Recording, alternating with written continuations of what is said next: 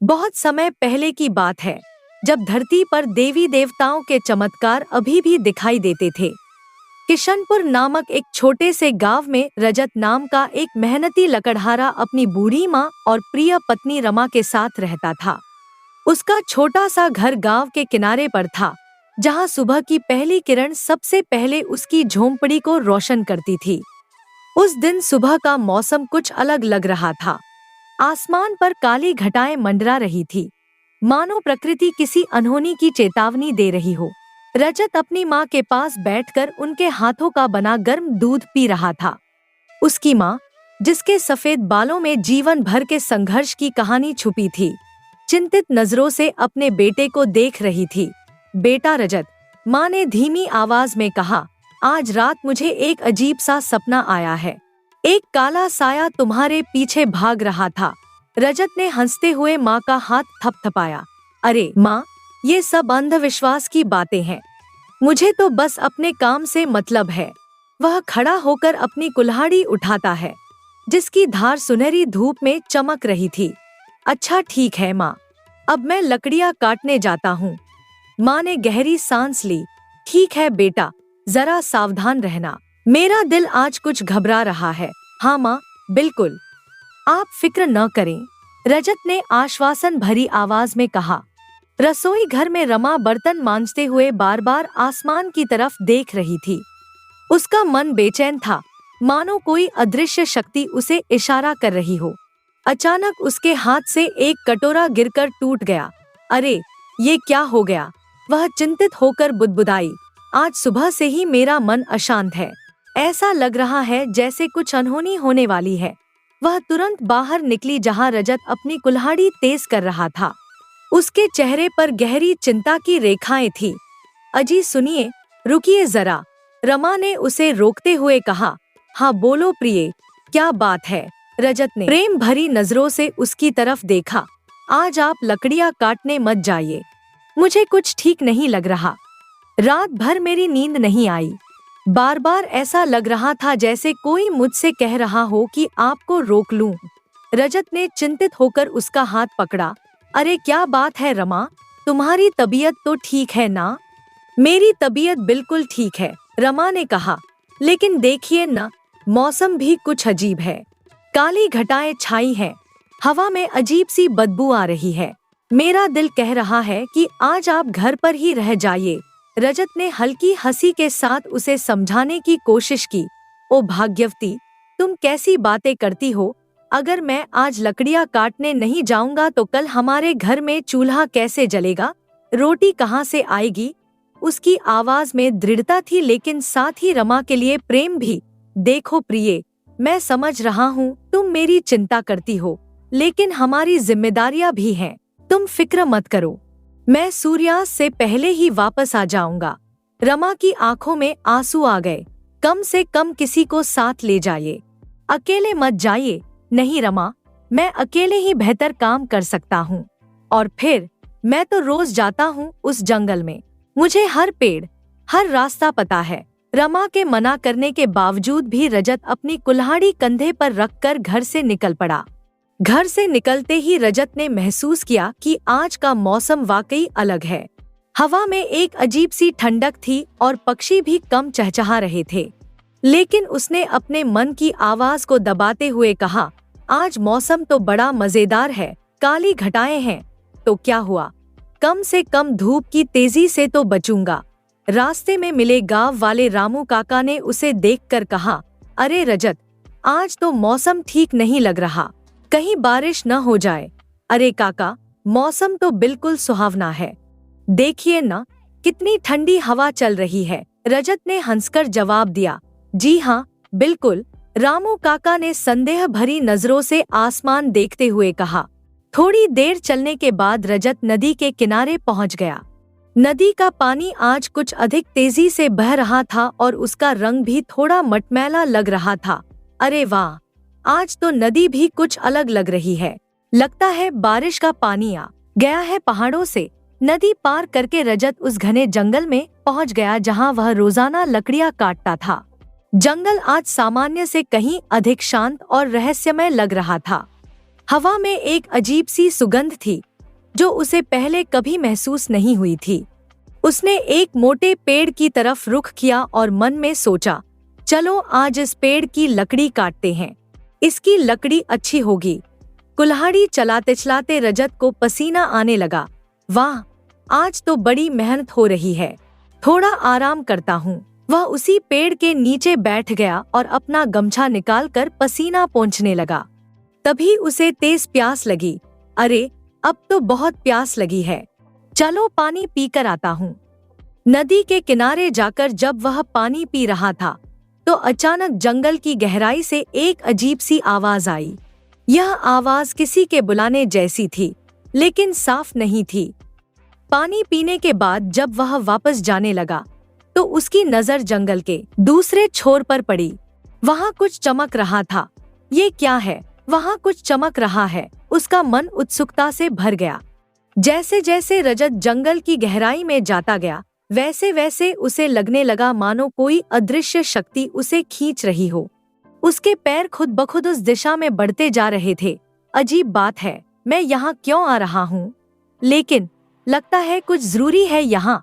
जंगल के अंदरूनी हिस्से में पहुंचकर उसकी आंखें चौंधिया गईं। सामने एक विशाल वृक्ष था जिसकी एक टहनी पर एक अद्भुत चमकीला मुकुट लटक रहा था। मुकुट सोने और हीरो से जड़ा हुआ था और उससे इतनी तेज रोशनी निकल रही थी कि पूरा जंगल का वह हिस्सा जगमगा उठा था।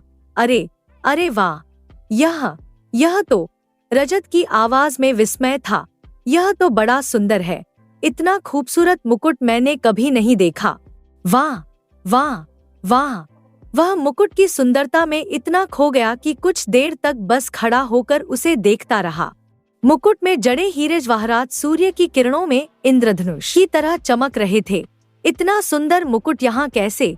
यह तो राजा महाराजाओं के पास होता है। उसका मन ललचाने लगा। वह अपने आप को रोक नहीं पाया और धीरे धीरे पेड़ पर चढ़कर उस मुकुट को निकाल लिया। मुकुट हाथ में आते ही उसे लगा जैसे उसमें कोई जादुई शक्ति हो। यह तो बहुत हल्का है और कितना चमक रहा है।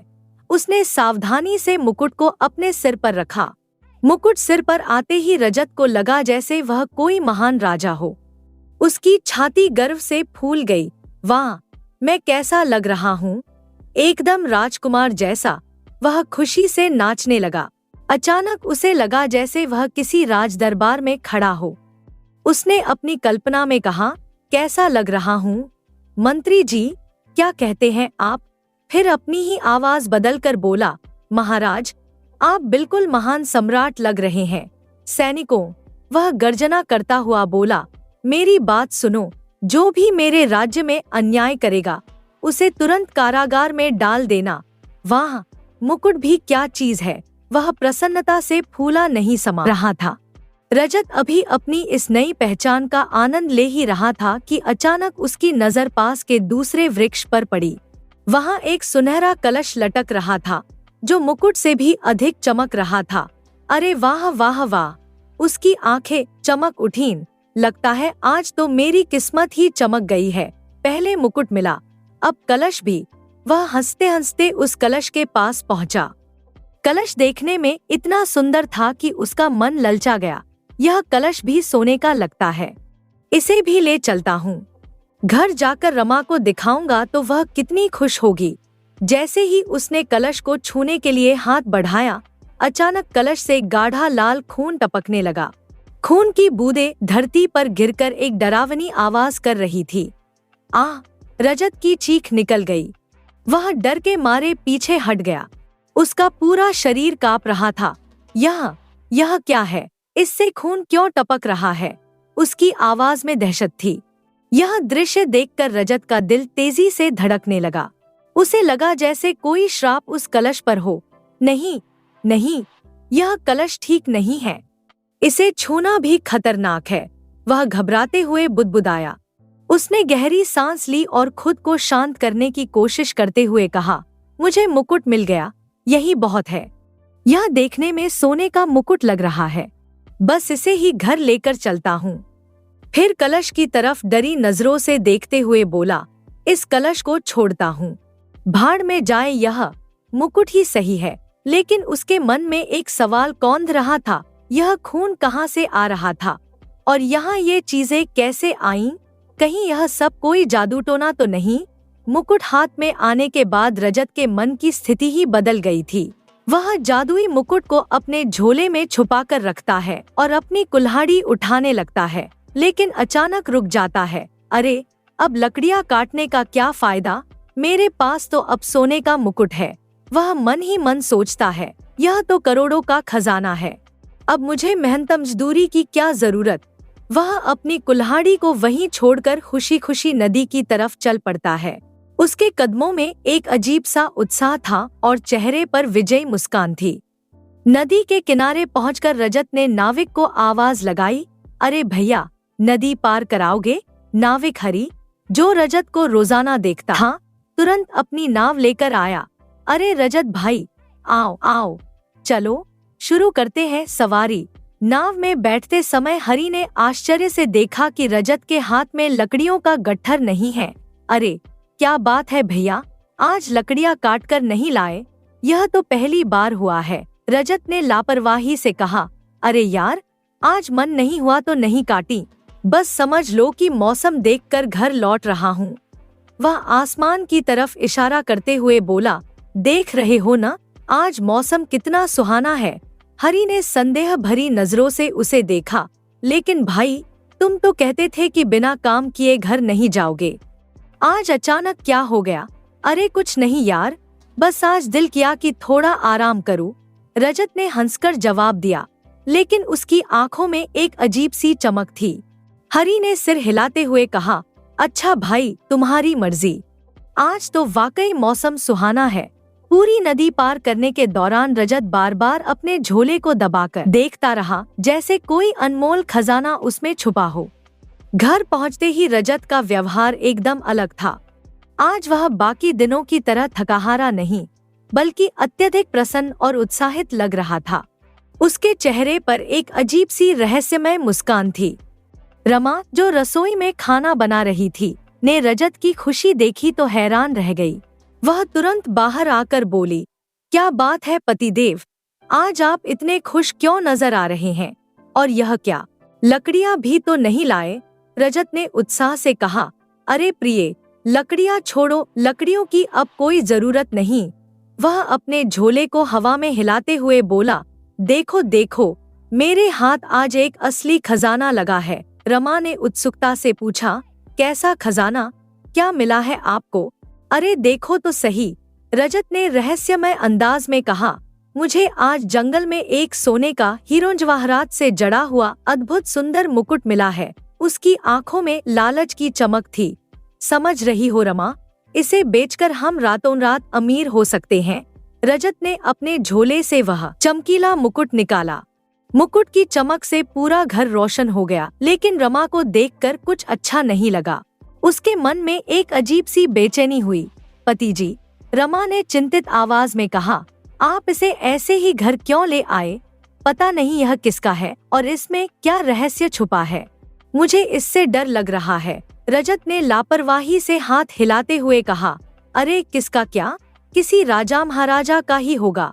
अब देखो किसका है, उससे हमें क्या लेना देना। उसकी आवाज में लालच स्पष्ट था। हम तो बस इसे बेच देंगे और फिर हमारे सारे कष्ट हमेशा के लिए खत्म हो जाएंगे। लेकिन पति जी, रमा ने चिंता भरी आवाज में कहना शुरू किया। लेकिन कुछ नहीं, रजत ने उसकी बात काटते हुए कहा, तुम बहुत ज्यादा सोचती हो भाग्यवती, इतना न सोचा करो। अब हमारे दिन बदलने वाले हैं, खुश रहो और मेरी खुशी में शामिल हो जाओ। रजत खुशी खुशी उस मुकुट को हाथों में लेकर घर में इधर उधर झूम रहा था। अब तो मजा आ गया, हमारी गरीबी का अंत हो गया। रजत ने मन बना लिया था कि कल ही शहर जाकर इस मुकुट को बेच देगा। वह मुकुट को एक कपड़े में लपेटकर रखने जा रहा था कि अचानक एक मधुर लेकिन रहस्यमय आवाज सुनाई दी, मुझे अपने से दूर मत करो रजत, मैं तुम्हारे बहुत काम की वस्तु हूँ। रजत का हाथ रुक गया। वह चारों तरफ देखने लगा। अरे, यह आवाज कहाँ से आई? कौन बोल रहा है? आवाज फिर आई, मैं कोई और नहीं, एक जादुई मुकुट हूँ। डरो मत रजत, यह सुनकर रजत का दिल तेजी से धड़कने लगा। वह घबराकर मुकुट को देखने लगा। क्या क्या तुम बोल रहे हो? हाँ रजत, मुकुट की आवाज में जादुई मिठास थी। घबराओ मत, मैं तुम्हारी मदद करने के लिए ही यहाँ आया हूँ। मुझे बेचने का विचार छोड़ दो, मैं तुम्हारी सभी इच्छाएं पूरी कर सकता हूँ। रजत की आंखें चौड़ी हो गईं। क्या क्या बात कर रहे हो? क्या यह सच में संभव है? बिल्कुल सच, मुकुट ने जवाब दिया। अगर तुम्हें मुझ पर विश्वास नहीं है तो एक बार मुझे पहनकर देखो। मेरी जादुई शक्तियों से तुम अदृश्य हो जाओगे, फिर तुम्हें मेरी शक्ति का एहसास हो जाएगा। रजत के मन में उत्सुकता और डर दोनों थे, लेकिन लालच उस पर हावी हो गया। उसने धीरे धीरे मुकुट को अपने सिर पर रखा। जैसे ही मुकुट उसके सिर पर आया, अचानक एक तेज रोशनी चमकी और रजत गायब हो गया। अरे वाह! रजत की आवाज हवा में गूंजी, लेकिन वह दिखाई नहीं दे रहा था। यह तो कमाल हो गया, मैं सच में अदृश्य हो गया हूँ। उसे अपनी इस नई शक्ति पर यकीन करने के लिए एक परीक्षा करनी पड़ी। वह चुपचाप रमा के पास जाकर खड़ा हो गया। रमा रसोई में बर्तन साफ कर रही थी, बिल्कुल बेखबर कि उसका पति अदृश्य होकर उसके ठीक बगल में खड़ा है। अब पता चलेगा कि क्या मैं सच में अदृश्य हूँ? रजत ने मन में सोचा। अरे वाह, रमा मुझे बिल्कुल देख नहीं पा रही। यह तो बहुत मजेदार है। शैतानी सूझते ही रजत ने धीरे से रमा के बालों को खींचा। रमा चौंक कर चारों तरफ देखने लगी। कौन है? किसने मेरे बाल खींचे? रमा को परेशान देखकर रजत को बहुत मजा आ रहा था। वह मन ही मन हंस रहा था।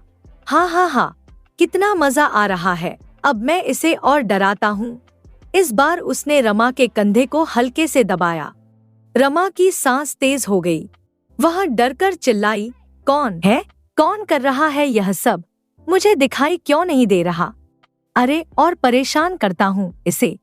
बहुत मजा आ रहा है। रजत ने फिर से रमा के कान के पास जाकर हवा फूंकी। अब रमा का डर चरम पर पहुंच गया। उसके पूरे शरीर में कंपी हो रही थी।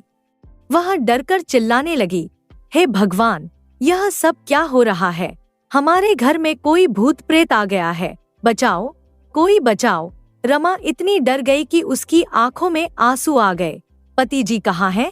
मुझे अकेले यहाँ डर लग रहा है। रजत को अब लगा कि उसने हद कर दी है। रमा वाकई बहुत डर गई थी। उसने तुरंत मुकुट को अपने सिर से हटा दिया। जैसे ही मुकुट हटा, रजत फिर से दिखाई देने लगा। रमा उसे अचानक सामने देखकर और भी डर गई। आप अचानक यहाँ कैसे आ गए? रमा ने हकलाते हुए पूछा। अभी तो आप यहाँ नहीं थे। रजत खुशी से नाचने लगा। अरे रमा, यह सब इस मुकुट का कमाल है। तुम्हें पता है, यह कोई साधारण मुकुट नहीं है, यह एक जादुई मुकुट है। जादुई? रमा ने आश्चर्य से पूछा। हाँ, बिल्कुल, रजत उत्साह से बोला।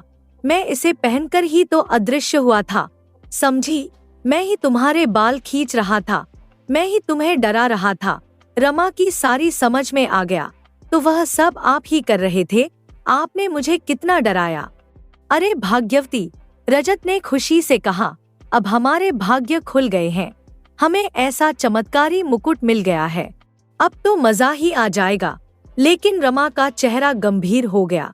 उसने चिंतित स्वर में कहा, पति जी जरा सावधान रहिए, मुझे यह सब कुछ ठीक नहीं लग रहा। यह मुकुट कहाँ से आया? इसमें इतनी शक्ति क्यों है? कहीं यह किसी का श्राप या जादूटोना तो नहीं? रजत ने बेसब्री से कहा। ओहो, जब देखो तब ऐसा नहीं, वैसा नहीं, यह नहीं, वह नहीं, बेवजह चिंता करने लगती हो। मैंने कहा न कि कुछ नहीं होगा। यह तो हमारे लिए वरदान है, रमा ने अपनी बात जारी रखते हुए कहा। लेकिन पति जी, जो चीजें अचानक से मिलती हैं, उनमें कभी न कभी कोई न कोई परेशानी छुपी होती है। यह मुकुट इतना ताकतवर है तो जरूर इसके साथ कोई शर्त या खतरा भी होगा।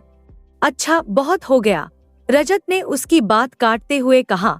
अब मैं जाता हूँ, मुझे इस मुकुट की और भी शक्तियों को जानना है। वह मुकुट को फिर से अपने झोले में रखकर घर से निकलने लगा। रमा ने पीछे से आवाज लगाई, कम से कम सावधान रहिएगा और जल्दी घर वापस आइएगा। लेकिन रजत पहले से ही मुकुट की शक्ति के नशे में था।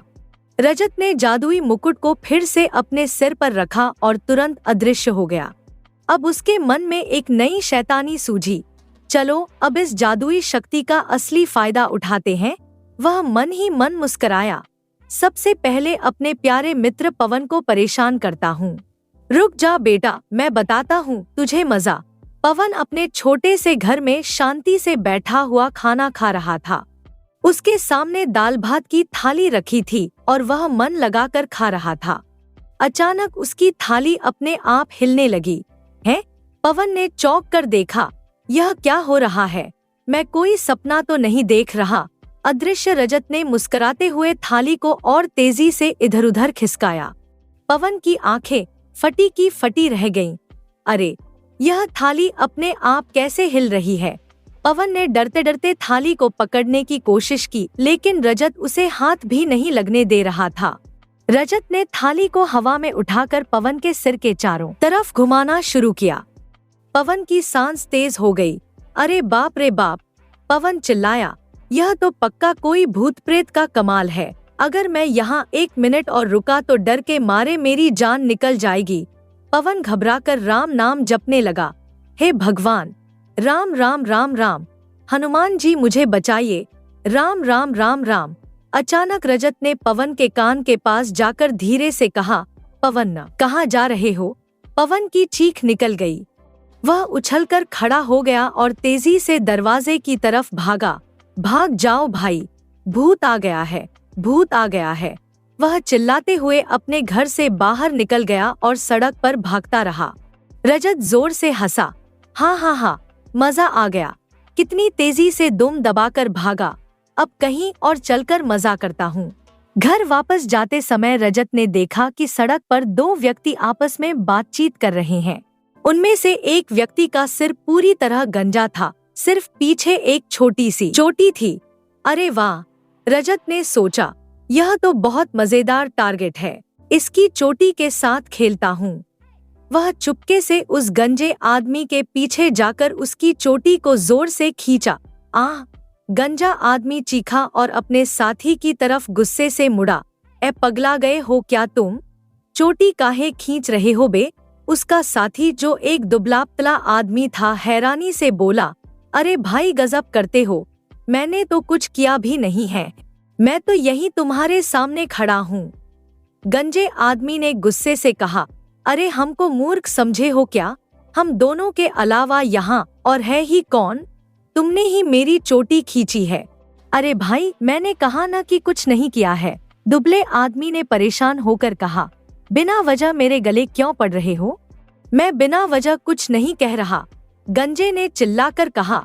एक तो मेरी चोटी खींचता है, ऊपर से कहता है कि मैं बिना वजह गले पड़ रहा हूँ। रुक जा, मैं तुझे बताता हूँ। दोनों एक दूसरे को घूरने लगे। तभी रजत ने फिर से गंजे की चोटी खींची और इस बार आवाज भी निकाली। तुम्हारी चोटी मैंने खींची थी। रजत ने हवा में कहा, मुझे तुम्हारी चोटी बहुत पसंद है, इसे मुझे दे दो। दोनों व्यक्ति डरकर चारों तरफ देखने लगे। उन्हें कहीं कोई नजर नहीं आया। यह आवाज कहाँ से आई? गंजे की आवाज कांप रही थी। भाई, यहाँ तो कोई है ही नहीं, दुबले ने घबराकर कहा। रजत ने फिर से आवाज लगाई। हे गंजे, तेरी चोटी मुझे चाहिए, दे दे, नहीं तो मैं रोज आकर तुझे परेशान करूँगा।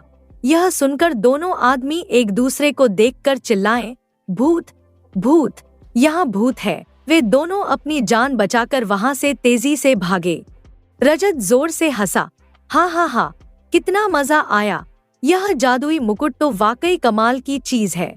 शाम होते होते रजत घर वापस आ गया। उसका मूड बहुत अच्छा था। उसने मुकुट हटाया और दिखाई देने लगा। तुरंत ही मुकुट की आवाज आई। देखा, मैंने तुमसे कहा था न कि मैं एक जादुई मुकुट हूँ। मेरी शक्तियों की सहायता से तुम अदृश्य हो गए और लोगों को मजे से परेशान भी किया। रजत खुशी से बोला, वाह, यह तो वाकई कमाल है। इतना मजा तो मैंने जिंदगी में कभी नहीं किया था। मुकुट ने लुभावनी आवाज में कहा। यह तो कुछ भी नहीं था रजत, अभी तो मैं तुम्हें अपनी असली शक्तियाँ दिखाऊंगा। मैं तुम्हारी सारी इच्छाएं पूरी कर दूंगा। तुम्हें सबसे धनवान व्यक्ति बना दूंगा। यह सुनकर रजत के मन में लालच की आग भड़क उठी। उसकी आंखें चमक गईं। क्या सच में? रजत ने उत्साह से पूछा। तो एक काम करो, तुम मुझे सबसे धनवान व्यक्ति बना ही दो। मैं सोने चांदी हीरे जवाहरात से भरपूर महल में रहना चाहता हूँ। ठीक है, मुकुट ने कहा, मैं तुम्हें सबसे धनवान व्यक्ति बना दूंगा, लेकिन याद रखो मेरी भी कुछ शर्तें हैं। क्या तुम्हें मेरी शर्त मंजूर है? रजत ने बिना सोचे समझे कहा।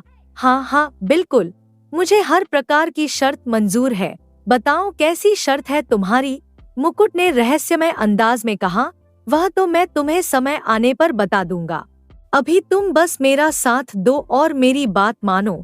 उसी रात से अजीब चमत्कार होने शुरू हो गए। रजत के घर में सोने चांदी के सिक्के, हीरे जवाहरात, महंगे कपड़े और तरह तरह की कीमती चीजें आने लगी।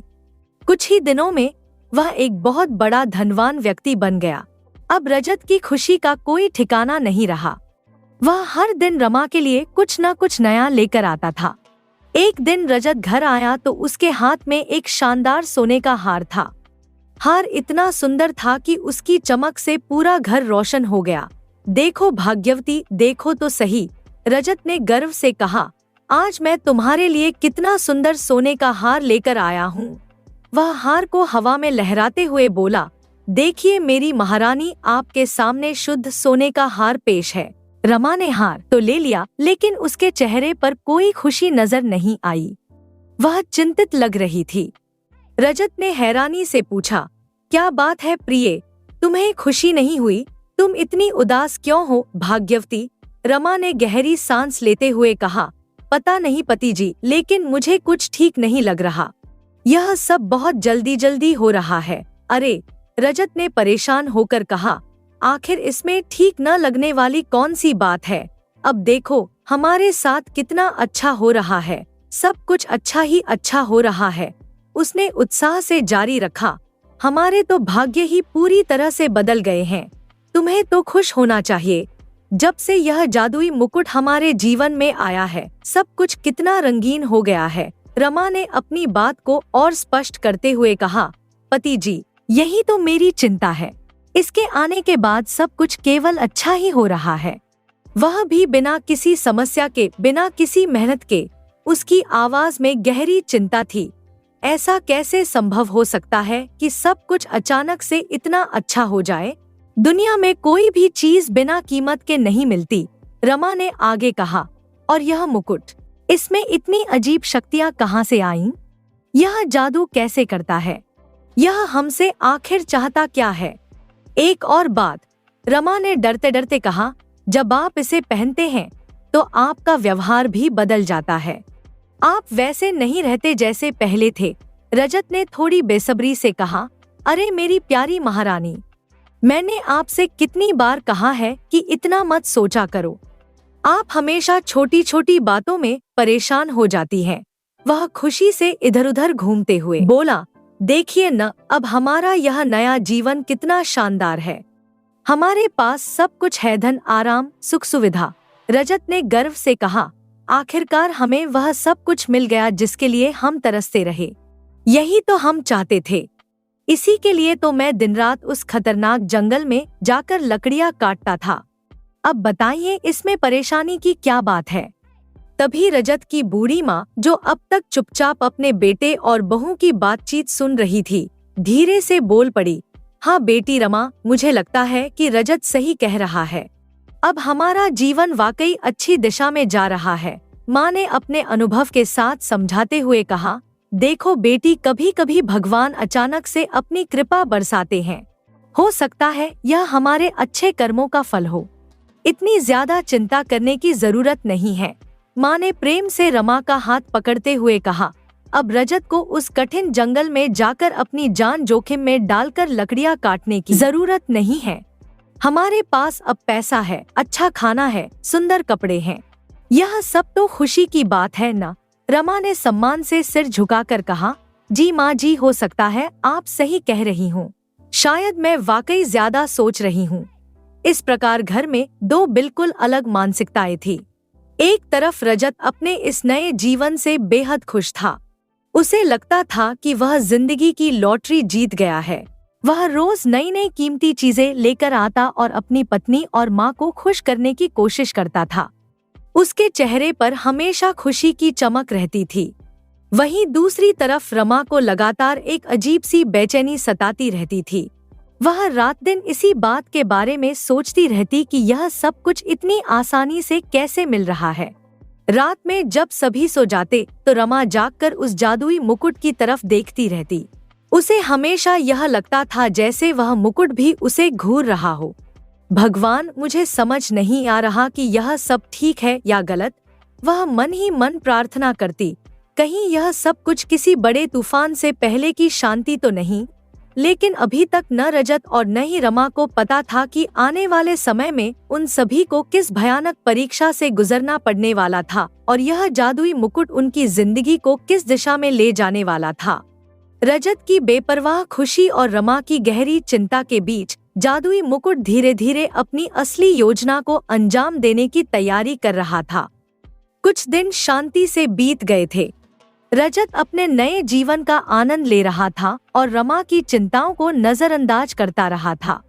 लेकिन एक रात जब पूरा घर गहरी नींद में सोया हुआ था, अचानक उस जादुई मुकुट से एक तेज अंधकारमय रोशनी निकली।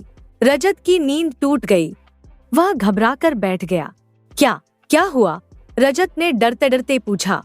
मुकुट की आवाज अब पहले की तरह मधुर नहीं, बल्कि कठोर और डरावनी थी।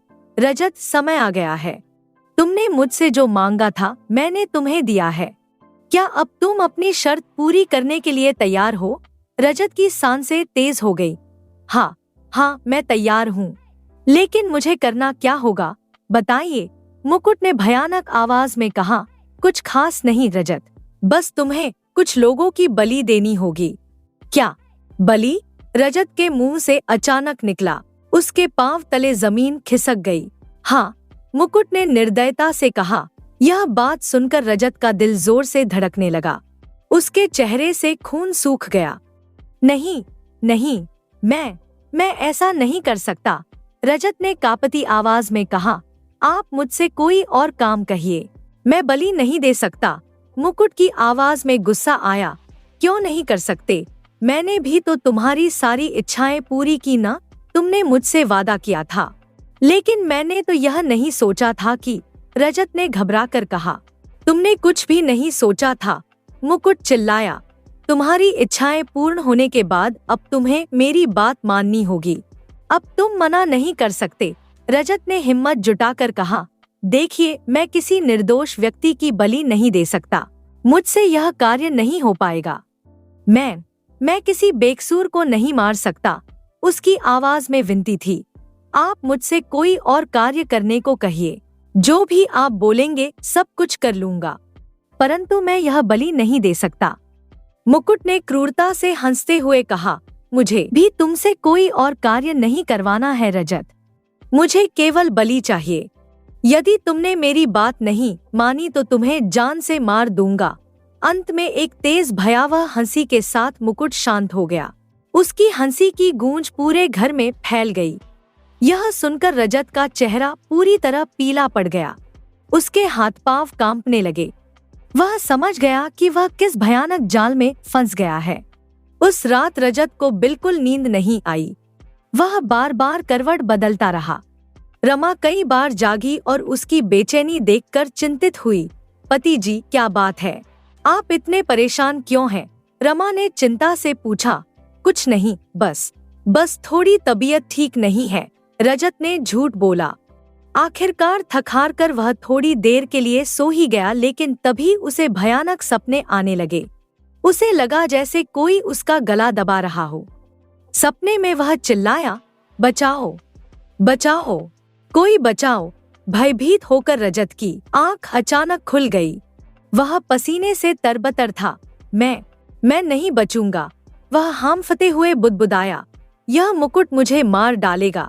अगले दिन दोपहर में रजत का पुराना मित्र पवन उससे मिलने आया।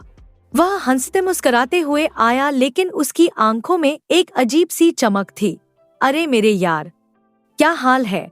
पवन ने दोस्ताना अंदाज में कहा। जब से तू अमीर हुआ है तब से हमको भूल ही गया है। बड़े आदमी बन गए हो। रजत ने उदास आवाज में जवाब दिया, नहीं भाई, ऐसा कुछ नहीं है मेरे दोस्त। पवन ने रजत के चेहरे को गौर से देखते हुए कहा, अरे क्या बात है यार, तू इतना उदास क्यों लग रहा है? कुछ तो बोल। अरे कुछ नहीं यार, रजत ने बात टालने की कोशिश की। अच्छा वैसे एक बात बता। पवन की आंखों में लालच चमका, तू अचानक से इतना अमीर कैसे हो गया? मुझे भी बताना, इसके पीछे क्या राज है? बताना यार, दोस्ती में क्या छुपाना? रजत बहुत परेशान था और मन की व्यथा को छुपा नहीं पा रहा था। इसलिए उसने अपने सबसे करीबी मित्र से अपनी समस्या साझा करने का फैसला कर लिया। देख भाई, रजत ने धीमी आवाज में कहा, बात यह है कि मुझे उस जंगल से एक जादुई मुकुट मिला था। बस यह सब उसी का परिणाम है। पवन की आंखें चमक उठीं। वाह यार, जादुई मुकुट, कैसा है वह? लेकिन मुझे लगता है कि शायद मुकुट को घर ले आना मेरी कोई बड़ी गलती थी, रजत ने चिंतित स्वर में कहा। पवन ने हंसते हुए कहा, अरे पागल है क्या तू? इसमें गलती कैसी? एक तो तुझे जादुई मुकुट मिला है, तुझे तो उल्टा खुशी मनानी चाहिए, और तू यहाँ दुखी हो रहा है। अरे यार, तू अभी कुछ नहीं जानता है, रजत ने गहरी सांस लेते हुए कहा, इसीलिए ऐसी बातें कर रहा है। उसने आगे कहा, वह मुकुट, वह कोई साधारण चीज नहीं है, उसमें कोई भयानक शक्ति है। वह मुझसे बहुत डरावनी चीजें मांग रहा है। रजत की बातें सुनकर पवन के मन में लालच की आग भड़क उठी। वह मन ही मन सोचने लगा, काश यह जादुई मुकुट मुझे मिल जाए तो मेरी भी किस्मत चमक जाए। रजत को तो पता भी नहीं है कि इसका सही इस्तेमाल कैसे करना है। उसने मन में एक योजना बनाई, क्यों न मैं उस जादुई मुकुट को चुरा लूं? रजत तो वैसे भी इससे परेशान है, मैं इसका बेहतर इस्तेमाल कर सकूंगा। पवन ने रजत से कहा, यार तू बहुत ज्यादा सोचता है, चल मैं जाता हूँ, कल फिर मिलूंगा।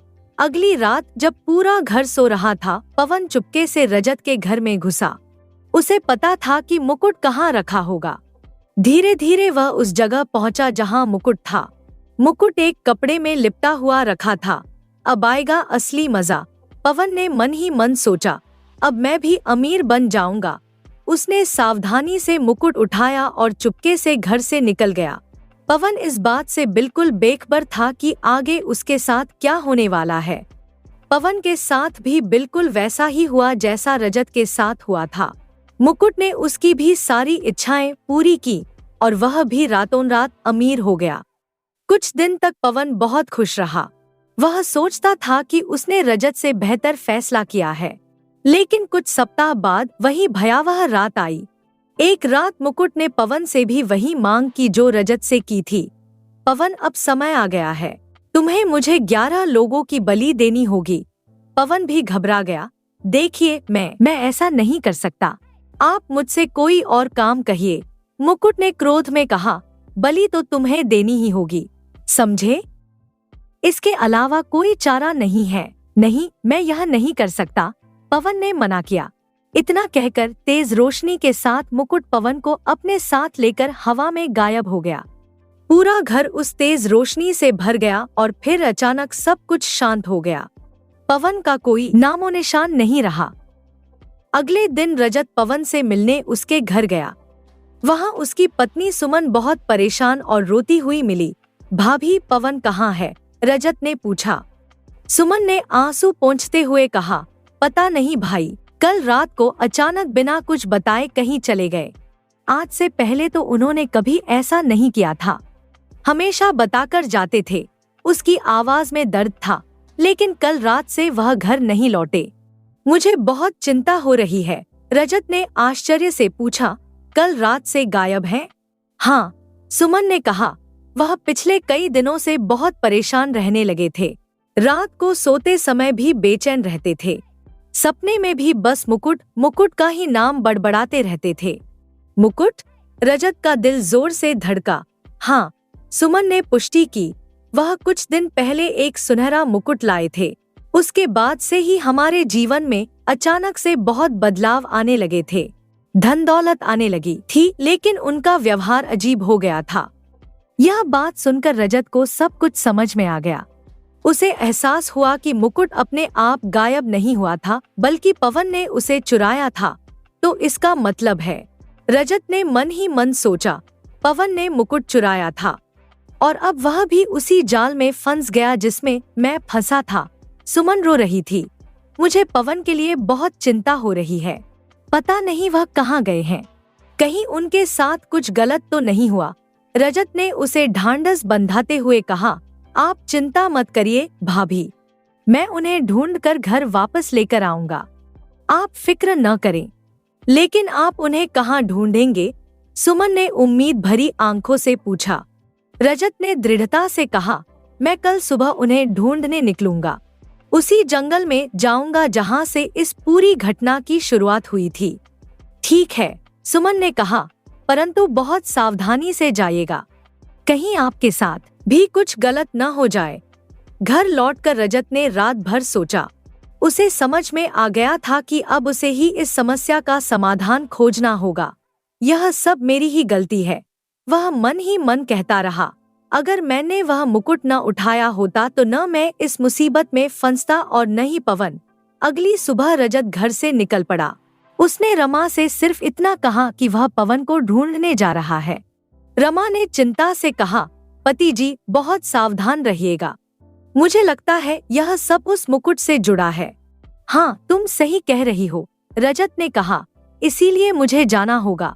रजत नाविक हरि की नाव में बैठकर नदी पार करके उसी जंगल में पहुंचा जहां से इस पूरी कहानी की शुरुआत हुई थी।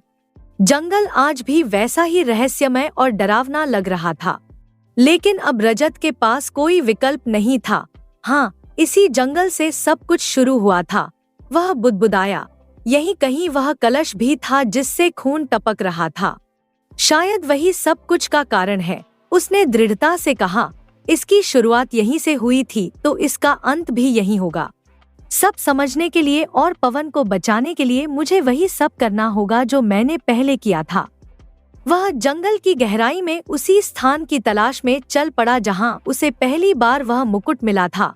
इस प्रकार रजत की यात्रा एक नए मोड़ पर पहुंची जहां उसे अपनी गलतियों का सामना करना था और अपने मित्र को बचाना था। लेकिन क्या वह इस भयानक श्राप से निपट पाएगा? रजत ने पूरे जंगल में अपने मित्र पवन को ढूंढने की कोशिश की। वह हर पेड़ के पीछे, हर झाड़ी में, हर गुफा में देखता रहा। घंटों की खोज के बाद भी उसे पवन का कोई नामो निशान नहीं मिला। पवन, पवन, कहाँ हो तुम? रजत चिल्लाता रहा, लेकिन जवाब में सिर्फ अपनी ही आवाज की गूंज सुनाई दी। वह थक-हार कर एक पेड़ के नीचे बैठ गया। कहाँ गया होगा मेरा दोस्त? कहीं उसके साथ कोई बुरी घटना तो नहीं हुई? काफी दूर चलने के बाद जंगल के एक सुनसान कोने में रजत की नजर एक अजीब चीज पर पड़ी। वहाँ एक पत्थर की मूर्ति खड़ी थी। पास जाकर देखने पर रजत के होश उड़ गए। यह पवन की पत्थर की मूर्ति थी। पवन के चेहरे पर डर और आश्चर्य के भाव स्पष्ट रूप से दिखाई दे रहे थे। अरे अरे, यह क्या? रजत की आवाज कांप रही थी। मेरे प्यारे मित्र के साथ यह क्या हो गया? वह पवन की पत्थर की मूर्ति के सामने घुटनों के बल गिर पड़ा। उसकी आंखों में आंसू आ गए। यह सब मेरी वजह से हुआ है। अगर मैंने वह शापित मुकुट न उठाया होता तो आज मेरा दोस्त इस हालत में न होता। रजत ने अपने सिर को हाथों में छुपा लिया। वह रोते हुए बोला, क्या करूं? कैसे करूं? लेकिन नहीं, कोई बात नहीं। मैं कैसे भी करके अपने मित्र को इस श्राप से मुक्त कराकर रहूंगा। रजत ने ऊपर देखा तो उसे उसी पेड़ की डाली पर वही जादुई मुकुट लटकता हुआ नजर आया। मुकुट पहले की तरह चमक रहा था, मानो कुछ हुआ ही न हो। तो तुम यहाँ हो? रजत ने गुस्से से कहा, तुमने मेरे दोस्त के साथ यह क्या किया है? उसने बिना किसी डर के मुकुट को पेड़ से उतार लिया। अब मुझे तुमसे जवाब चाहिए। रजत जब पीछे मुड़कर देखता है तो उसे एक बूढ़ा व्यक्ति दिखाई देता है। वह बूढ़ा आदमी बहुत कमजोर लग रहा था और उसके पैरों में कई कांटे चुभे हुए थे। वह दर्द से कराह रहा था। अरे बाबा! रजत तुरंत उनकी तरफ दौड़ा। आपके पैरों में तो बहुत सारे कांटे लगे हैं, यह कैसे हुआ? बूढ़े ने कमजोर आवाज में कहा। बेटा, जंगल में भटकते भटकते न जाने कितने कांटे पैरों में चुभ गए हैं। अब तो चलने में भी तकलीफ हो रही है। लाइए दादाजी, मैं इन कांटों को निकाल देता हूँ। रजत ने बिना सोचे समझे कहा। आप यहाँ बैठिए। रजत ने बड़े प्रेम और धैर्य से बूढ़े के पैरों से एक एक करके सभी कांटे निकाले। फिर उसने अपने कपड़े से उनके घावों को साफ किया। अब आप इन्हें पहन लीजिए। रजत ने अपने जूते उतारकर बूढ़े को दे दिए। इससे आपको और तकलीफ नहीं होगी। बूढ़े की आंखों में कृतज्ञता के आंसू आ गए। तुम बहुत अच्छे हो बेटा, भगवान तुम्हारा भला करे। कोई बात नहीं दादाजी। अच्छा, अब मैं चलता हूँ। रजत ने कहा, मुझे अपने दोस्त को ढूंढना है। रजत थोड़ा आगे गया तो उसे दूसरे वृक्ष पर वही सुनहरा कलश लटकता हुआ दिखाई दिया जिसे उसने पहली बार देखा था। इस बार भी उससे खून टपक रहा था। शायद इसमें ही कोई राज छुपा है, रजत ने सोचा। मुझे इसे छूकर देखना चाहिए। जैसे ही रजत ने कलश की तरफ हाथ बढ़ाया, अचानक पीछे से एक आवाज आई, रुक जाओ। रजत ने पीछे मुड़कर देखा तो वही बूढ़ा व्यक्ति खड़ा था, लेकिन अब उसके चेहरे पर गंभीरता थी। इस कलश को हाथ मत लगाना बेटा, बूढ़े ने चेतावनी भरी आवाज में कहा, वरना तुम्हारे साथ भी वही होगा जो तुम्हारे मित्र के साथ हुआ है। वही मतलब? रजत ने घबराकर पूछा। तुम भी अपने मित्र की तरह पत्थर की मूर्ति बन जाओगे, बूढ़े ने स्पष्ट रूप से कहा। रजत ने दृढ़ता से कहा, लेकिन दादाजी, मुझे अपने मित्र को बचाना है। मुझे यकीन है कि इन्हीं चीजों में प्रश्नों के उत्तर छुपे हैं। उसने आगे कहा, क्योंकि सबकी शुरुआत यहीं से हुई थी। मुझे यहीं इस जंगल में यह दोनों चीजें मिली थी। इस मुकुट के मिलने के बाद ही यह सारी समस्या शुरू हुई। बूढ़े ने मुस्कुराते हुए कहा, बेटा, मुझे सब पता है। मैं यहाँ तुम्हारी सहायता करने ही आया हूँ। आप कौन हैं? रजत ने उत्सुकता से पूछा। यह बाद में बताऊंगा, बूढ़े ने कहा, लेकिन पहले यह सुनो कि तुमने मेरी छोटी सी तकलीफ को देखा और तुमसे रहा नहीं गया। बिना किसी स्वार्थ के तुमने मेरी सहायता की। बूढ़े की आंखों में प्रशंसा थी। इसीलिए मैं भी तुम्हारे लिए कुछ करना चाहता हूँ। चलो मेरे साथ चलो, मैं तुम्हें सब बताता हूँ कि यह सब क्यों हो रहा है। रजत उस बूढ़े व्यक्ति के साथ जंगल के दूसरे कोने में गया, जहाँ एक छोटी सी कुटिया थी। कुटिया के अंदर पुराने शास्त्र और तंत्र मंत्र की किताबें रखी हुई थी। बैठो बेटा, बूढ़े ने कहा, अब मैं तुम्हें पूरी सच्चाई बताता हूँ।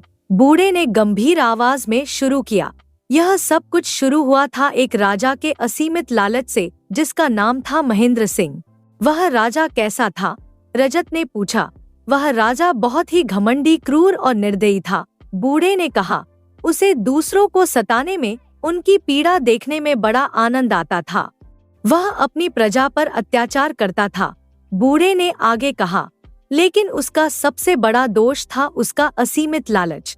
वह और भी अधिक शक्तिशाली बनना चाहता था, और सबसे बड़ी बात यह कि वह अमर होना चाहता था। फिर क्या हुआ? रजत ने उत्सुकता से पूछा। इसी लालच में वह एक तांत्रिक बाबा के पास गया। बूढ़े ने कहा। उस तांत्रिक ने उसे बताया कि अमरता प्राप्त करने का एक रास्ता है, लेकिन उसके लिए काले जादू का सहारा लेना होगा। बूढ़े की आवाज में दुख था। उस तांत्रिक की सहायता से राजा ने एक भयानक राक्षस की पूजा अर्चना शुरू की। दिन रात वह उस राक्षस की स्तुति करता, उसे प्रसन्न करने की कोशिश करता। और फिर रजत ने सांस रोककर पूछा, राजा की कड़ी तपस्या से वह राक्षस प्रसन्न हो गया। बूढ़े ने कहा, राक्षस ने उसकी सारी इच्छाएं पूरी करने का वादा किया, लेकिन राक्षस ने भी एक शर्त रखी। बूढ़े ने भयावह स्वर में कहा। उसने कहा कि बदले में राजा को उसे नियमित रूप से बलि चढ़ानी होगी। रजत के चेहरे पर डर छा गया। बलि? हाँ बेटा, निर्दोष लोगों की बलि, बूढ़े ने दुखी होकर कहा। और राजा ने बिना किसी हिचकिचाहट के यह शर्त मान ली। यह सिलसिला कई महीनों तक चला। राजा बेकसूरों की जान लेता रहा और बदले में राक्षस उसकी हर इच्छा पूरी करता रहा। बूढ़े ने आगे कहा, अंततः राजा को वह मिल गया जो वह चाहता था। वह अमर हो गया। अब उसे किसी चीज का भय नहीं था। क्या? राजा अमर हो गया? रजत ने आश्चर्य से पूछा। यानी वह आज भी जिंदा है? हाँ, लेकिन सुनो आगे क्या हुआ। बूढ़े ने कहा। अमर होने के इसी घमंड में राजा का दिमाग फिर गया। अब वह राक्षस को भी अपने से कमतर समझने लगा। बूढ़े की आवाज में क्रोध आया। वह राक्षस को भी आदेश देने लगा, उसे नीचा दिखाने लगा। राक्षस को अपनी इच्छाएं पूरी करने का हुक्म देता था। एक दिन तो राजा ने हद ही पार कर दी। बूढ़े ने कहा, उसने उस शक्तिशाली राक्षस से कहा कि वह उसका गुलाम बनकर रहे। फिर क्या हुआ? रजत ने डरते डरते पूछा। राक्षस का गुस्सा 7वें आसमान पर पहुंच गया। बूढ़े ने कहा, एक राक्षस को कोई इंसान गुलाम बनने को कहे, यह बर्दाश्त के बाहर था। उसने क्या किया? रजत ने पूछा। उसने एक ही पल में राजा को मार डाला। बूढ़े ने कहा, लेकिन यहीं से असली समस्या शुरू हुई। राजा तो मर गया, लेकिन क्योंकि उसे अमर होने का वरदान मिला हुआ था, इसलिए उसकी आत्मा नष्ट नहीं हो सकी। बूढ़े ने समझाया। उस दिन से राजा की आत्मा इस जंगल में भटक रही है। बूढ़े ने दुखी होकर कहा, लेकिन अमरता के वरदान की वजह से न तो वह मर सकता है और न ही मुक्ति पा सकता है। रजत ने पूछा, तो फिर वह क्या करता है? वह उसी राक्षस की तरह बनने की कोशिश कर रहा है। बूढ़े ने कहा, वह जादुई मुकुट का लालच देकर लोगों को फंसाता है और उनसे बदले में बलि मांगता है। अरे हाँ, रजत ने चौंक कर कहा, बलि तो उसने मुझसे भी मांगी थी दादाजी, लेकिन मैंने इनकार कर दिया था।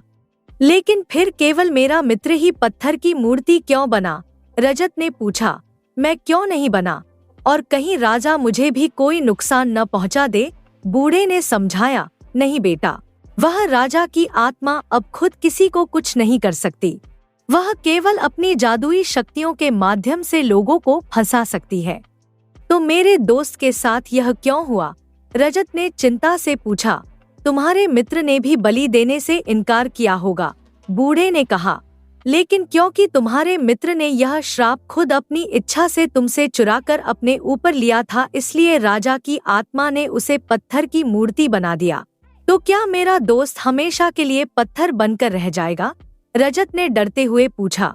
बूढ़े ने दया भरी नजरों से देखते हुए कहा, अब जब तक तुम्हारा मित्र बलि देने के लिए राजी नहीं होगा, तब तक राजा की आत्मा उसे इस श्राप से मुक्त नहीं करेगी।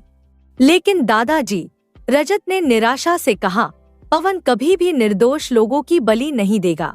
वह भी मेरी तरह ही अच्छे दिल का इंसान है। बूढ़े ने रहस्यमय मुस्कान के साथ कहा, बेटा, हर समस्या का कोई न कोई समाधान जरूर होता है। तुम चिंता मत करो। रजत की आंखों में उम्मीद की चमक आई। क्या आप मेरी मदद करेंगे दादाजी? हाँ बेटा, लेकिन उससे पहले तुम्हें एक और सच्चाई जानना होगी, बूढ़े ने कहा। रजत ने बेचैनी से पूछा, तो बाबा, क्या कोई रास्ता नहीं है जिससे मैं अपने प्रिय मित्र को उस राजा के चंगुल से बचा सकूं? कुछ तो होगा ना? बूढ़े ने गंभीर आवाज में कहा, हाँ बेटा, केवल एक ही उपाय है, लेकिन सुनो। उसने रुककर रजत की आंखों में देखा। तुम्हें उसमें पूर्ण रूप से सफल होना होगा।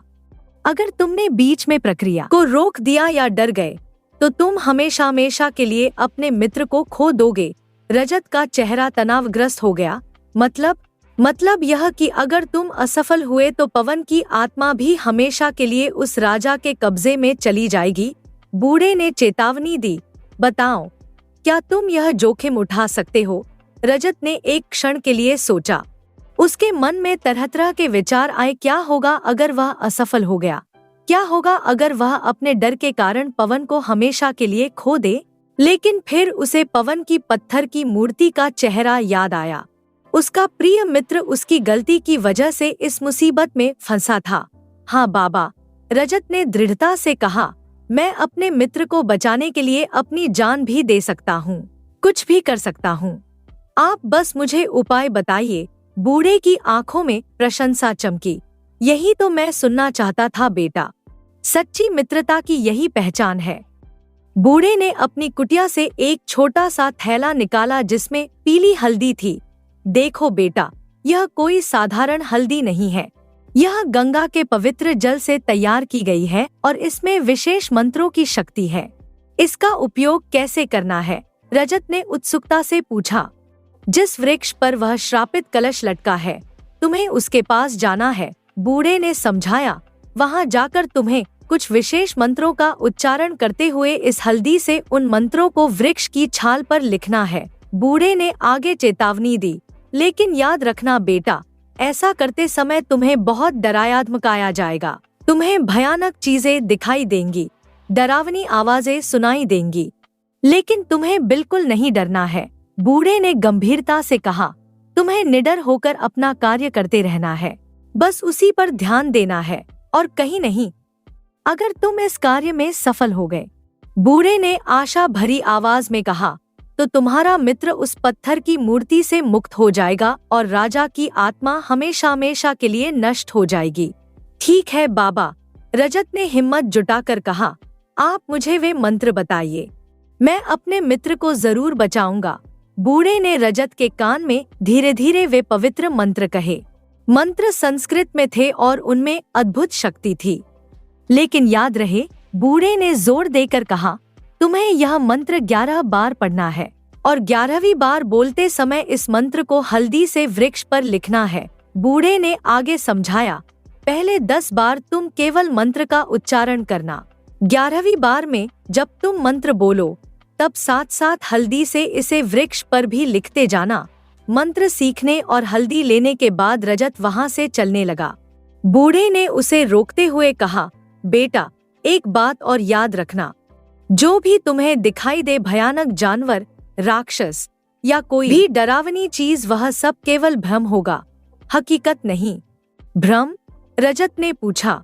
हाँ, राजा की आत्मा तुम्हें डराने के लिए ये सब दिखाएगी, बूढ़े ने स्पष्ट किया, लेकिन तुम्हें इन्हें सच न मानकर बस अड़े रहना है और बिल्कुल नहीं रुकना है। रजत उस वृक्ष के पास पहुंचा जहां खूनी कलश लटक रहा था। कलश अभी भी वैसे ही डरावना लग रहा था जैसे पहली बार देखा था। उसने गहरी सांस ली और मन में अपने मित्र पवन को याद किया, मेरे प्यारे दोस्त, मैं तुम्हें जरूर बचाऊंगा। फिर उसने हल्दी अपने हाथ में ली और मंत्र का उच्चारण शुरू किया। पहला मंत्र, सर्व बाधा विनिर्मुक्तो धन धान्य सुतान्वित। जैसे ही रजत ने मंत्र शुरू किया, कलश में तेज हलचल होने लगी। अचानक हवा में एक भयानक आवाज गूंजी, बंद करो इसे। राजा की आत्मा चिल्लाई, वरना मैं तुम्हें भी वही हाल कर दूंगा जो तुम्हारे मित्र का किया है। लेकिन रजत नहीं रुका। उसने दूसरा मंत्र पढ़ा। मैंने कहा बंद करो इसे। आवाज और भी तेज हो गई। तुम नहीं जानते मैं क्या कर सकता हूँ। तीसरे मंत्र के साथ ही अचानक तेज आंधी तूफान आने लगा। हवा इतनी तेज थी कि रजत का संतुलन बिगड़ने लगा, लेकिन वह वृक्ष का सहारा लेकर खड़ा रहा। चौथे मंत्र के दौरान जंगल में अजीब अजीब डरावनी आवाजें आने लगीं, जैसे हजारों भूत प्रेत एक साथ चिल्ला रहे हों। पांचवें मंत्र पर रजत को लगा जैसे कोई उसका गला दबा रहा हो, लेकिन उसे बूढ़े की बात याद आई कि यह सब भ्रम है। सातवें मंत्र के दौरान रजत के सामने एक विशालकाय राक्षस प्रकट हुआ। उसकी आंखें लाल थी, दांत नुकीले थे और वह भयानक दहाड़ रहा था। आहा, राक्षस गर्जा, अब तू बच नहीं सकता। रजत का दिल तेजी से धड़कने लगा, लेकिन उसने अपने आप से कहा, यह केवल भ्रम है, यह सच नहीं है। आठवें मंत्र पर उसे लगा जैसे हजारों सांप उसके चारों तरफ रेंग रहे हैं, लेकिन वह डटा रहा। नवें मंत्र के समय उसे अपनी माँ और रमा की आवाज सुनाई दी, रजत, घर वापस आ जाओ, हमें तुम्हारी जरूरत है। लेकिन रजत जानता था कि यह भी भ्रम है। वह 10वां मंत्र पूरा करता रहा। अब सबसे महत्वपूर्ण समय आया था 11वां मंत्र, जिसे वृक्ष पर लिखना था। 11वां मंत्र शुरू करते ही रजत ने हल्दी से वृक्ष की छाल पर मंत्र लिखना शुरू किया। उसके हाथ कांप रहे थे, लेकिन वह रुका नहीं। नहीं, नहीं, नहीं। राजा की आत्मा की चीख पूरे जंगल में गूंजी। मैं सदियों से यहाँ हूँ, तुम मुझे नष्ट नहीं कर सकते। लेकिन रजत ने मंत्र पूरा किया और अंतिम अक्षर लिख दिया। मंत्र पूरा होते ही एक चमकदार रोशनी पूरे जंगल में फैल गई।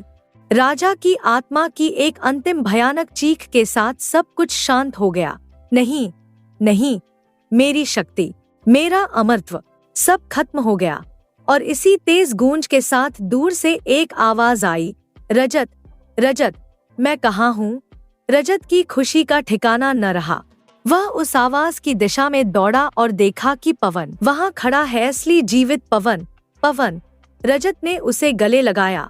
तुम वापस आ गए, मैं बच गया। पवन की आवाज में आश्चर्य और राहत थी। मेरे प्रिय मित्र, तुमने मुझे बचाया। दोनों मित्र एक दूसरे को देखकर खुशी से रो पड़े। भगवान का लाख लाख शुक्र है कि तुम बच गए मेरे भाई, रजत ने आंसू पोंछते हुए कहा। पवन ने शर्मिंदगी से कहा, रजत, सच में उस राजा ने मुझे कैदी बना लिया था। रोज वह मुझे बलि देने के लिए सताता था। मैं पत्थर बनकर भी उसकी आवाज सुन सकता था। उसने आगे कहा, मैंने तुम्हारे साथ धोखा किया था, तुम्हारा मुकुट चुराया था, फिर भी तुमने मुझे बचाया। मैं तुम्हारा कैसे धन्यवाद करूं? रजत ने प्रेम से पवन का कंधा थपथपाया। अरे यार, कैसी बातें करते हो? तुम्हें बचाना तो मेरा फर्ज था। तुम मेरे सबसे प्रिय मित्र हो, लेकिन मैंने तुम्हारे साथ बुराई की थी। पवन ने दुख से कहा। चिंता मत करो दोस्त, रजत ने मुस्कुराकर कहा। अब वह राजा की आत्मा हमेशा के लिए नष्ट हो गई है। अब वह कभी किसी को परेशान नहीं कर सकेगी। पवन ने गहरी सांस लेते हुए कहा, अगर तुम न होते तो मैं कभी इस भयानक जंजाल से बच नहीं पाता। सही कहा है, किसी नहर चमकती चीज सोना नहीं होती। हाँ यार, रजत ने सहमति में कहा। मुझे भी अब समझ आ गया है, लालच कितना खतरनाक होता है। पवन ने कहा, अब मैं कभी किसी चीज का लालच नहीं करूँगा और अपनी मेहनत से ही कमाऊंगा। बिल्कुल सही कहा, रजत ने कहा। कोई बात नहीं, जो हो गया सो हो गया। चलो अब घर चलते हैं, सबको हमारी बहुत चिंता हो रही होगी। दोनों मित्र साथ साथ जंगल से निकले। रास्ते में उन्होंने उस बूढ़े व्यक्ति को ढूंढने की कोशिश की, लेकिन वह कहीं नजर नहीं आया। वह बूढ़े दादाजी कहाँ गए? रजत ने सोचा, उनका धन्यवाद तो करना चाहिए था, लेकिन फिर उन्होंने सोचा कि शायद वह कोई देवदूत थे जो उनकी मदद करने आए थे। नदी पार करके दोनों अपने अपने घर पहुँचे। पवन की पत्नी सुमन बहुत खुश हुई और रमा ने राहत की सांस ली। मुझे पता था कि आप दोनों सुरक्षित वापस आएंगे, रमा ने कहा। इस प्रकार रजत और पवन की यह भयानक समस्या हल हो गई। दोनों मित्रों ने वादा किया कि वे कभी भी लालच नहीं करेंगे और हमेशा एक दूसरे का साथ देंगे। उसके बाद वे अपना जीवन सुख शांति, मेहनत और ईमानदारी से व्यतीत करने लगे। उनकी मित्रता और भी मजबूत हो गई और वे हमेशा एक दूसरे के काम आते रहे। धन्यवाद। अगली कहानी। रामपुर गांव की धूल भरी गलियों में शिक्षा का नामोनिशान तक नहीं था। यहाँ के लोगों का मानना था कि किताबों के पन्नों में कोई भविष्य छुपा नहीं है, केवल खेतों की मिट्टी में ही जिंदगी का सच मिलता है। हर सुबह सूरज की पहली किरण के साथ ये लोग अपने हल बैल लेकर खेतों में निकल जाते और शाम को थके हारे वापस लौटते। सरपंच महेंद्र सिंह का पुराना घर गांव के बीचों बीच था, जिसके आगे एक चबूतरा था। यहीं हर शाम पंचायत होती थी। आज भी वही माहौल था। कुछ किसान बैठे हुक्का गुड़गुड़ा रहे थे, कुछ अपनी फसल की चर्चा में मगन थे। लाल बजरंगी, एक मध्यम कद का आदमी जिसकी आंखों में कुछ अलग सा जुनून था, सबके बीच में खड़ा होकर बोला, भाइयों, हमारी पीढ़ी तो गरीबी और भुखमरी में बीत गई, लेकिन कम से कम हमारे बच्चों का भविष्य तो संवार दें। इस गांव में एक स्कूल होना चाहिए। इन शब्दों पर एक सन्नाटा छा गया। फिर हरिया, एक बुजुर्ग किसान जो हमेशा विरोध में बोलता था, खड़ा होकर चिल्लाया, अरे लाल, कैसी बातें कर रहे हो? स्कूल से पेट भरता है क्या? आज शहरों में देखो, कितने पढ़े लिखे लोग बेरोजगारी की मार झेल रहे हैं। कम से कम हम किसान ईमानदारी से अपना पेट तो भर लेते हैं। लाल की आंखों में दृढ़ता झलक रही थी। वह आगे बढ़कर बोला, हरिया काका, बात केवल पैसों की नहीं है। ज्ञान हमें शक्तिशाली बनाता है। अगर आज हमने स्कूल नहीं खोला तो आने वाली पीढ़ी कैसे समझेगी कि सही क्या है और गलत क्या? शिक्षा हमें एकजुट करती है, हमारे अंदर विवेक जगाती है। सरपंच महेंद्र सिंह अब तक चुप था। उसके चेहरे पर चिंता की लकीरें साफ दिख रही थी। वह जानता था कि लाल की बात में दम है, लेकिन उसे अपनी सत्ता खोने का भी डर था। देखो लाल, सरपंच ने धीरे से कहा, तुम्हारी बात सही है, पर व्यावहारिक सोचो। स्कूल बनाने के लिए पैसा कहाँ से आएगा? शिक्षक कहाँ से लाएंगे? लाल ने तुरंत जवाब दिया, जी सरपंच जी, अगर हम सब मिलकर चाहें तो कुछ भी असंभव नहीं। पहले छोटी शुरुआत करते हैं, पेड़ के नीचे ही सही, बच्चों को अक्षर ज्ञान तो दे ही सकते हैं। हरिया फिर बोला, अरे भाई, तुम सबको भी लाल का भूत सवार हो गया है क्या? खेतों में काम नहीं करना है क्या? एक के बाद एक सभी किसान हरिया की हाँ में हाँ मिलाने लगे। लाल निराश होकर घर की ओर चला गया। रात का समय था। सरपंच अपने घर के बाहर अकेले खड़े चिंता में डूबे हुए थे। तभी उनकी पत्नी सुमित्रा देवी बाहर आई। क्या बात है जी, इतनी रात गए क्यों जाग रहे हैं? सुमित्रा ने पूछा। यह लाल दिन प्रतिदिन और तेज होता जा रहा है, महेंद्र सिंह ने गुस्से से कहा। स्कूल खुलवाना चाहता है गांव में, तो इसमें बुराई क्या है? बच्चों को पढ़ना लिखना आ जाएगा। सरपंच का चेहरा तमतमा गया। समझती नहीं हो, स्कूल खुला तो हर व्यक्ति राजा बनने का सपना देखने लगेगा। मेरे रहते इस गांव का राजा कोई और नहीं हो सकता। सुमित्रा समझ गई कि उसके पति को अपनी सत्ता खोने का डर है। वह चुपचाप अंदर चली गई। अगली सुबह रामपुर गांव में एक अजनबी व्यक्ति दाखिल हुआ। उसके हाथ में एक बड़ा काला सूटकेस था और वह महंगे कपड़े पहने हुए था। गांव में घुसते ही उसकी मुलाकात बजरंगी से हुई, जो खेत से लौट रहा था। भैया, मैं बहुत भूखा हूँ, यहाँ कोई ढाबा है क्या? व्यापारी ने पूछा। बजरंगी ने हैरानी से उसे देखा। साहब, यहाँ कहाँ से ढाबा होगा? यह तो छोटा सा गांव है, कोई आता जाता भी नहीं। लोग घर से खाकर ही निकलते हैं, तो मुझे खाना नहीं मिलेगा क्या? व्यापारी ने निराशा से पूछा। बजरंगी के चेहरे पर मुस्कान आ गई। आपको भूख लगी है तो चलिए, हमारे घर चलकर खाना खा लीजिए। अतिथि देवो भव। व्यापारी खुश हो गया। बजरंगी के घर पहुंचकर उसने अपनी पत्नी से कहा, सुनो, अतिथि आए हैं, खाना पानी का इंतजाम करो। खाना खाते समय व्यापारी ने बातचीत शुरू की। रामपुर गांव के किसानों के बारे में बहुत सुना है कि यहाँ के किसान गरीबी और बीमारी से परेशान हैं। मैं उन सब की मदद करना चाहता हूँ। बजरंगी की आंखें चमक उठीं। वाह साहब, यह तो बहुत अच्छी बात है। मैं तुम सभी किसानों से उनकी फसल खरीदना चाहता हूँ, और वह भी अच्छे दामों में। हर महीने तुम्हें पैसे मिलते रहेंगे। बजरंगी उत्साहित हो उठा। अगर ऐसा है तो मैं आज ही सारे गांव वालों को और सरपंच जी को खबर कर देता हूँ। अगले दिन सरपंच के घर के सामने पूरा गांव जमा था। व्यापारी ने आत्मविश्वास से भरे स्वर में अपनी बात रखी। मैं देख रहा हूँ कि यहाँ के किसान बहुत मेहनती हैं, लेकिन उन्हें उनकी फसल का सही दाम नहीं मिल पाता। मैं तुम सभी की फसल खरीदना चाहता हूँ। सरपंच ने खुशी से कहा, व्यापारी बाबू, यह तो सोने पर सुहागा है। हमें आपका यह प्रस्ताव मंजूर है। हरिया और दूसरे किसान भी उत्साहित हो गए। व्यापारी बाबू, आप तो हमारे लिए भगवान हैं। हम अपनी सारी फसल आपको ही बेचेंगे। व्यापारी मुस्कराया। मैं बस इस गांव के किसानों की भलाई चाहता हूँ। सभी किसानों ने अपनी फसल व्यापारी को बेच दी। व्यापारी ने उन्हें कुछ पैसे दिए और फसल लेकर चला गया। कुछ महीनों बाद व्यापारी वापस रामपुर आया, लेकिन इस बार वह बहुत धनी लग रहा था। उसने गांव में सबसे बड़ा और सुंदर मकान बनवाया था। महंगी गाड़ी, नौकर चाकर और हर सुख सुविधा उसके पास थी। यह देखकर गांव वालों के मन में ईर्ष्या और चाह पैदा हुई। लाल और बजरंगी व्यापारी के घर गए। व्यापारी बाबू, लाल ने कहा, आपकी सफलता का राज क्या है? आपने अपनी जिंदगी इतनी आरामदायक कैसे बना ली? व्यापारी ने मुस्कुराते हुए जवाब दिया, देखो भाई, इसका सीधा सा उत्तर है शिक्षा। अगर तुम या तुम्हारे गांव का कोई भी व्यक्ति शिक्षित होता तो वह मेरी तरह जरूर सफल होता। बजरंगी उत्सुकता से बोला, व्यापारी बाबू, अब भी कुछ नहीं बिगड़ा। क्या हम अब भी शिक्षित नहीं हो सकते? व्यापारी की आंखों में चालाकी चमकी। क्यों नहीं, तुम या रामपुर गांव के सारे लोग शिक्षित हो सकते हैं। कैसे? लाल ने पूछा। मुझे एक जादुई झील का पता है। वहाँ 5 मिनट सांस रोककर बैठने से लोगों को दिव्य ज्ञान की प्राप्ति होती है। लाल शंका में पड़ गया।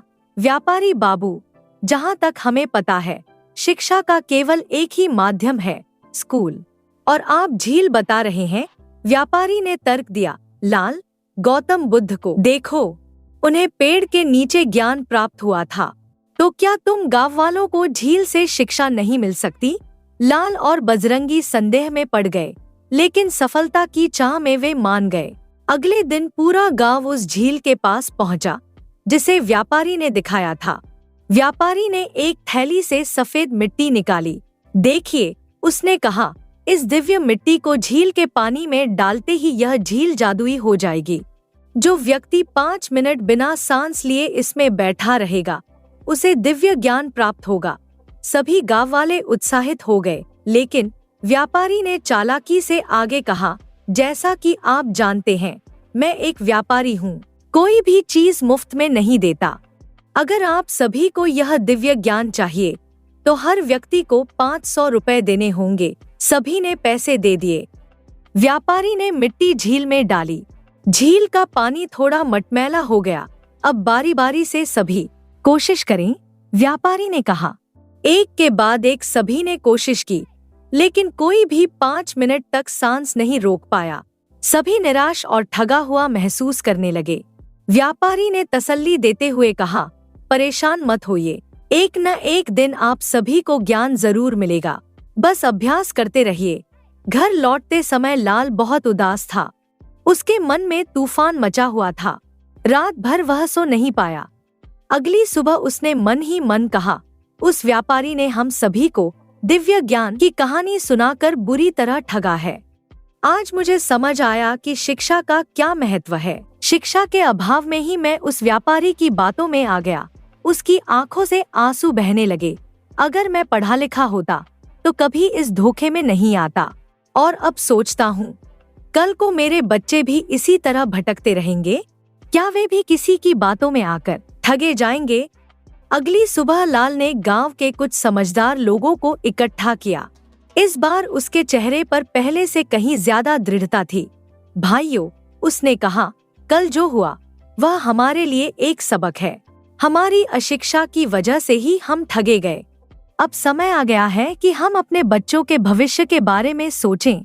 बजरंगी, जो पहले संदेह में था, अब लाल का समर्थन कर रहा था। लाल भाई सही कह रहे हैं, हमें गांव में स्कूल खोलना ही चाहिए। धीरे धीरे और लोग भी इस बात को मानने लगे। यहाँ तक कि हरिया भी अपनी सोच बदलने लगा था। हमें पहले सरपंच जी को समझाना होगा, एक बुजुर्ग ने कहा। लाल मुस्कुराया, इस बार मैं उनसे अकेले बात करूंगा। उन्हें समझाना होगा कि शिक्षा से उनकी सत्ता को कोई खतरा नहीं, बल्कि पूरा गांव मजबूत होगा। शाम के समय लाल सरपंच के घर गया। इस बार उसके पास केवल तर्क नहीं, बल्कि अनुभव भी था। सरपंच जी, लाल ने विनम्रता से कहा, कल जो हुआ वह हम सभी की आंखें खोल देने के लिए काफी था। अगर हम शिक्षित होते तो कभी उस व्यापारी के धोखे में नहीं आते। सरपंच जी भी अंदर से जानते थे कि लाल सही कह रहा है। देखिए सरपंच जी, लाल ने आगे कहा, शिक्षा से आपकी इज्जत कम नहीं होगी, बल्कि बढ़ेगी। एक शिक्षित गांव का सरपंच होना गर्व की बात है। और जब गांव के लोग शिक्षित होंगे तो वे बेहतर निर्णय लेंगे, बेहतर काम करेंगे। सरपंच के चेहरे पर विचार की लकीरें उभर आईं। उन्होंने लंबी सांस ली और कहा, लाल, तुम्हारी बात में दम है। चलो कल पंचायत में इस पर चर्चा करते हैं। लाल की आंखों में खुशी के आंसू आ गए। वह जानता था कि यह बदलाव की शुरुआत है। शिक्षा न केवल व्यक्तिगत विकास के लिए जरूरी है, बल्कि यह हमें धोखाधड़ी और शोषण से भी बचाती है। अज्ञानता हमेशा शोषण का आधार होती है, जबकि ज्ञान हमें सच और झूठ के बीच अंतर करना सिखाता है। धन्यवाद।